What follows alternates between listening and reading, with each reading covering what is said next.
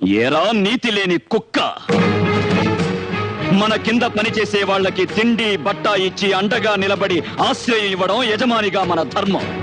అలాంటిది నిన్నే నమ్ముకుని నీ పంచన పడున్న వాళ్ళ పడకనే పంచుకున్నావంటే మృగానికి నీకు తేడా లేదు.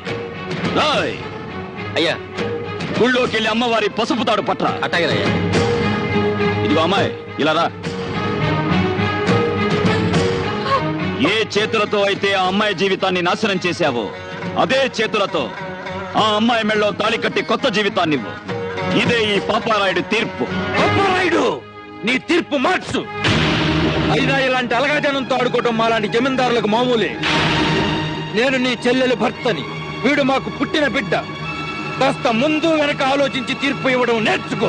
ఆపరా ఆపరా ఆపరా ఆపరా ఆపరా ఆపరా. అంతకు మించి ఒక్క మాట ఎక్కువ మాట